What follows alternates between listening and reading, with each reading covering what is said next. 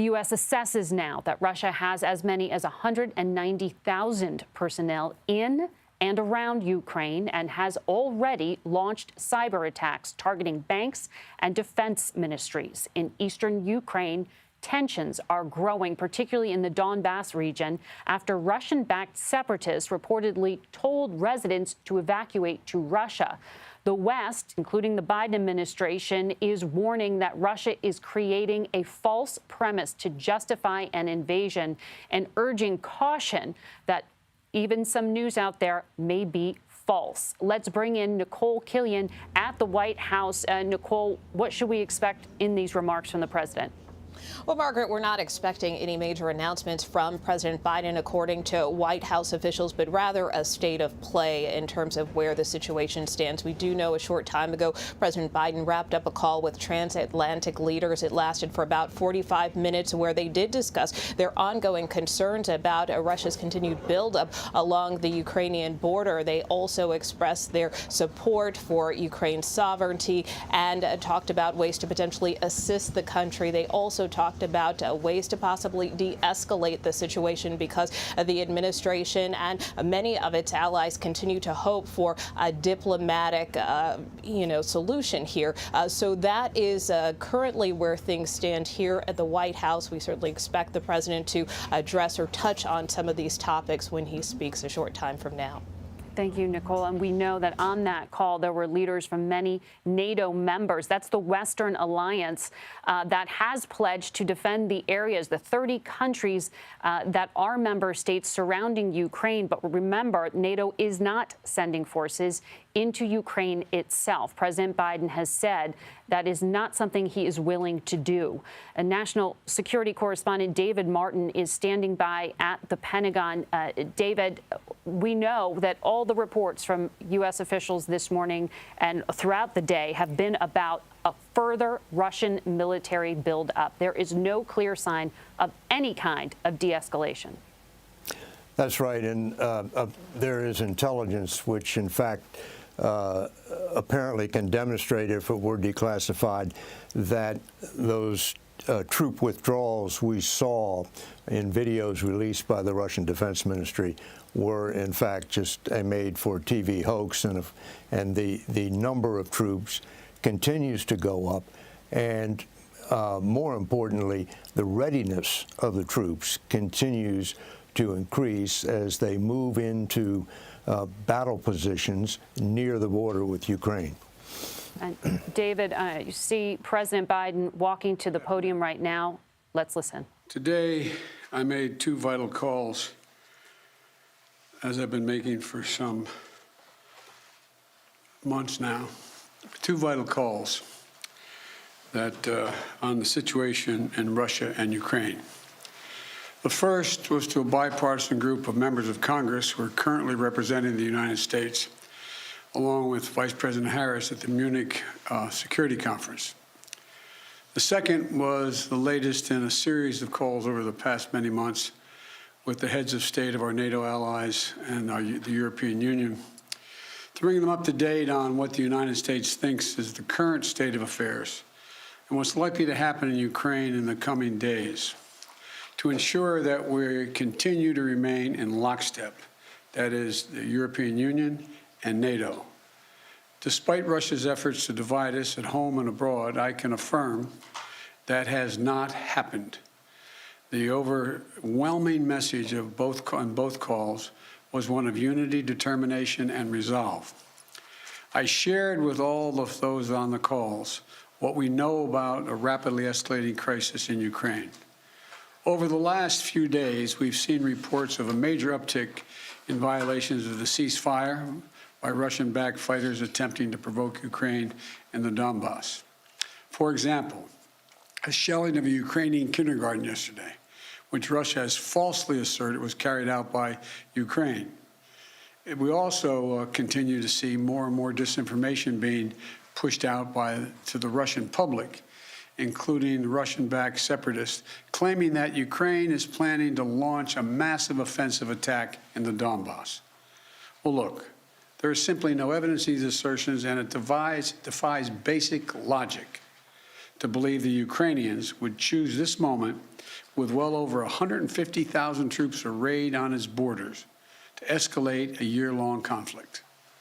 Russia's state media also continues to make phony allegations of a genocide taking place in the Donbass and push fabricated claims warning about Ukraine's attack on Russia without any evidence. That's just what I'm sure Ukraine's thinking of doing, attacking Russia. All of these are consistent with the playbook the Russians have used before to set up a false justification to act against Ukraine. This is also in line with the pretext scenarios that the United States and our allies and partners have been warning about for weeks. Throughout these tense moments, the Ukrainian forces have shown great judgment and, I might add, restraint. They refused to allow the Russians to bait them into war. But the fact remains, Russian troops currently have Ukraine surrounded from Belarus along the Russian border and with Ukraine to the Black Sea in the south and all of its border. You know, look, we have reason to believe the Russian forces are planning to and intend to attack Ukraine in the coming week, in the coming days. We believe that they will target Ukraine's capital, Kyiv, a city of 2.8 million innocent people. We're calling out Russia's plans loudly and repeatedly, not because we want a conflict, but because we're doing everything in our power to remove any reason that Russia may give to justify invading Ukraine and prevent them from moving. Make no mistake, if Russia pursues its plans, it will be responsible for a catastrophic and needless war of choice. The United States and our allies are prepared to defend every inch of NATO territory from any threat to our collective security as well. We also will not send troops in to fight in Ukraine, but we will continue to support the Ukrainian people. This past year, the United States provided a record amount of security assistance to Ukraine to bolster its defensive, $650 million from Javelin missiles to ammunition. We also previously provided $500 million in humanitarian aid and economic support for Ukraine. And earlier this week, we also announced an additional sovereign loan guarantee of up to $1 billion to strengthen Ukraine's economic resilience. But the bottom line is this: the United States and our allies and partners will support the Ukrainian people. We will hold Russia accountable for its actions. The West is united and resolved. We're ready to impose severe sanctions on Russia if it further invades Ukraine. But I say again, Russia can still choose diplomacy.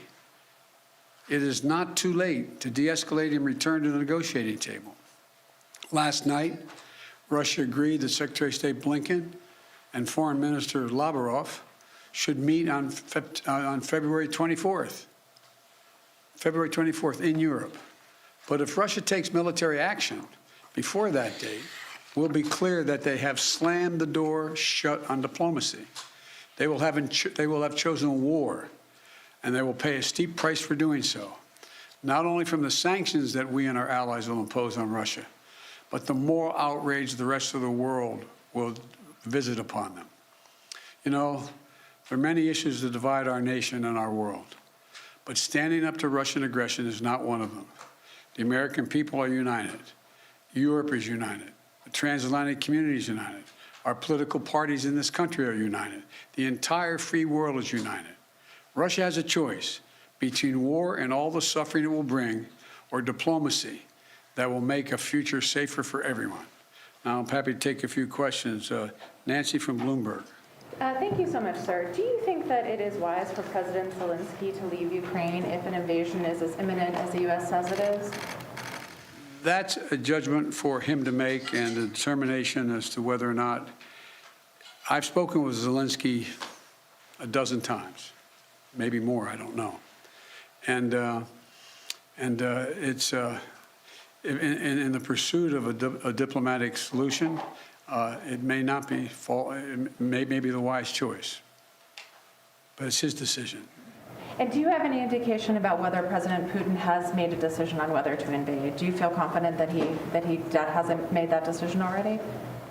As of this moment, I'm convinced he's made the decision. We have reason to believe that. there seems to be a unanimity of spirit between the United States and Europe to do some sanctions, a comprehensive sanctions, but is everyone on board with the exact same sanctions that you want to do? Yes. There will be some slight differences, but there'll be more add-ons than subtractions. And President Putin is going to oversee some nuclear drills this weekend. How do you see that happening? What's your reaction to that, sir? Thank you. Well,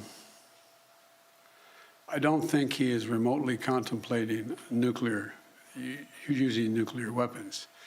But I do think I think he is focused on trying to convince the world that he has the ability to change the dynamics in Europe in a way that he cannot. But I don't, how much of it is a cover for just saying we're just doing exercises and there's more than that, I just can't, it's hard to read his mind. Mr. President, to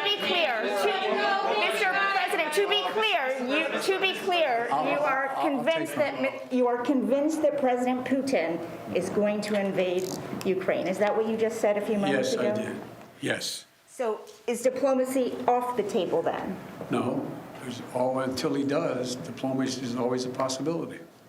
What reason do you have to believe he's considering that option at all? We have a significant intelligence capability. Thank you very much. Thank you, guys. Thank you. An extraordinary news conference as President Biden addresses the country and warns that the United States now has a reason to believe that Russian President Vladimir Putin has made the decision to go ahead with an invasion, an attack on Ukraine. He said, we have reason to believe, and this would be a catastrophic war of choice by Vladimir Putin, emphasizing that there still is at least the hope for diplomacy. But if Russia moves with any kind of aggression in the next few days, diplomacy will be off the table. And that upcoming meeting with the Secretary of State and Russia's top diplomat will not happen. The one is currently scheduled. I want to go now to national security correspondent David Martin, who is standing by at the Pentagon. David, a lot of really incredible information to be sharing publicly, information that the president says is really disinformation about what Russia is already doing to lay the groundwork for an invasion. And he is making clear that they are publicizing this because it is part of a Russian strategy to destabilize the country. David, I know from the sources I talked to, they really describe this as phase one of the attack. In other words, it's already underway. Another way of putting it, Margaret, is that we are witnessing the beginning of Vladimir Putin's endgame in Ukraine. We can call these false flag operations and disinformation, but we're not the people he's trying to convince. He's trying to convince his own population that there is a crisis in Ukraine, that this fire he set, he now has to go in and put out. And he we've seen him preparing for it for weeks. Now the president, and what is certainly the major news out of that appearance, says that the U.S. has reason to believe he has decided to invade. So now the questions are, what form will that invasion take, and when will it happen? Every indication is that it will take place in a matter of days, and that it will be significant in size. A defense official told us here at the Pentagon earlier today that 40 to 50% of those 150,000 Russian troops arrayed around the border with Ukraine have now moved into attack positions. That means that they're in assault formations anywhere from 5 to 30 miles back from the border, just waiting for the order to go, and they could be up at the border inside half an hour, and then a full-scale invasion could begin. And David, I know in my reporting, I continue to hear Vladimir Putin as a strategist, gives himself many options. So we know some kind of attack, further attack may be coming based on what the president just laid out, that he not only believes but has intelligence that leads him to come to this conclusion that something will happen. What would an attack look like? Well, the real short answer is whatever it takes to bring Ukraine into his sphere of influence. But a full-scale invasion would start with cyber attacks and electronic warfare to take out Ukraine's command and control networks, be followed by air and missile strikes to destroy their key leadership installations. Then you would have commando raids to assassinate senior government leaders, to seize TV and radio stations, airborne operations to seize airfields and bridges. Then the forces arrayed along the border would come rolling across in tanks and infantry fighting vehicles and take down the country. Major cities, including the capital of Kyiv, would be targets. The Ukrainian military would try to fight, but they would be very quickly reduced to pockets of resistance and last maybe 10 to 15 days. Just 10 to 15 days, fairly dire assessment there. And I know the forces have surrounded the country. I want to go to Ukraine right now, where we find foreign correspondent Charlie D'Agata, who is in the capital of Kyiv. And as we heard, Charlie, the capital city itself may be targeted in the coming days. Yes, and you know, the concern here, the tensions here have absolutely been ratcheting in the past 48 hours, mostly centering around that Donbass region. But as you pointed out, you know, this is an area that's not only controlled by these Russian-backed separatists, but they control the images and the information that's coming out of there. And the information that we've seen today, the images are of an explosion of a car outside rebel headquarters. Those are the images that we saw. People that have been packed onto buses. Elderly women, children, who have been told by these Russian separatists to head to Russia for their own safety, because they're being told that the Ukrainian military is about to invade that area. The Ukrainian Defense Ministry said today, in order to reassure their own people in that region, this is patently false. We have no intention of doing that. At the same time, there has been an escalation in violence between both sides, and independent observers have noted this. So there has been a ratcheting up of tension and fighting in that region anyway. But the information that we're getting from these Russian-backed separatists, we just have to take with a pinch of salt. Good words of caution there, Charlie. As we heard, disinformation and this attempt to destabilize is part of the strategy.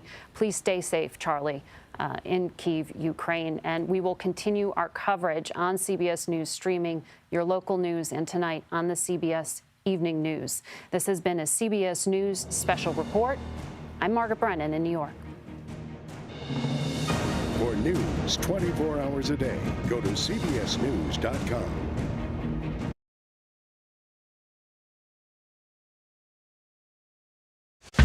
An original CBS Reports documentary.